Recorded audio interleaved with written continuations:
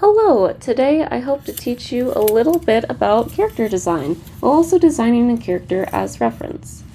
The first thing to keep in mind when designing a character is, what does the client want?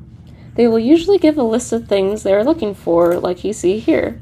Common things will be, who is their target audience, characteristics they are looking for, like height, age, or personality traits, and what is their character being used for. Animation, which in that case a simpler design would be better, or maybe a Dungeons and Dragons sprite, in which a more complicated design might be more appropriate.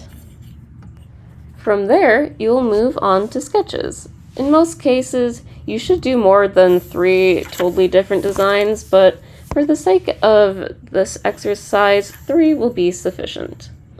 When you do sketches, don't be worried about the lines and details being perfect, they just need to be legible. When you are finished sketching, you'll typically send pictures of them to the client to see which one they would like or if they want more or changes. In this case, the client liked the second sketch.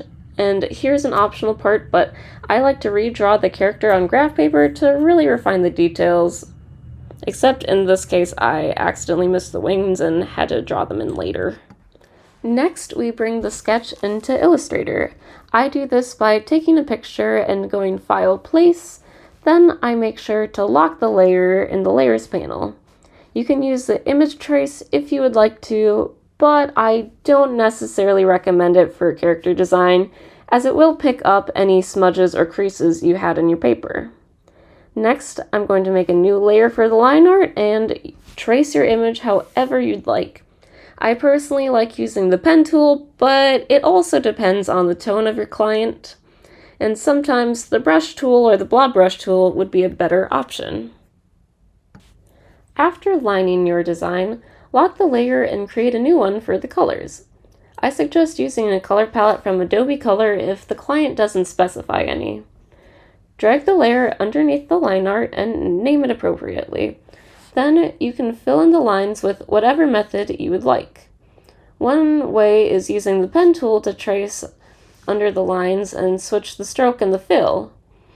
In this exercise, I use the blob brush tool to fill it in, and I don't recommend using the regular brush tool, because if you make a mistake and need to erase, it will alter your lines, and it is only a stroke in that case, so if you need to make a die cut and need to offset the path, you would have to go through more steps.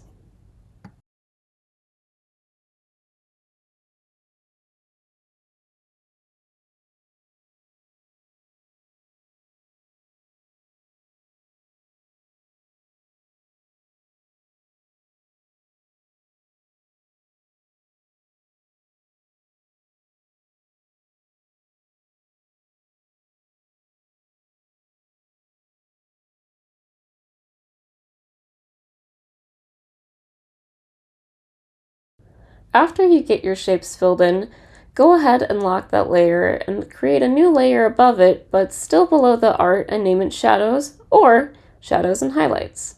Again, for the sake of this exercise, I'm only going to do a few shadows. You can create the shadows the same way as you did for the color, but I'm going to show you how I do it with the pen tool. First, I grab the pen tool and contour the shapes of the lines. I suggest picking a singular direction of light for the shadows. Next, once I get the shape I want, I make sure that the stroke is true black and switch the stroke and fill around. Then I'll use the selection tool and change the opacity to either 25 or 50%. If you want to, you can make the shapes first and then use the selection tool to change the color and opacity.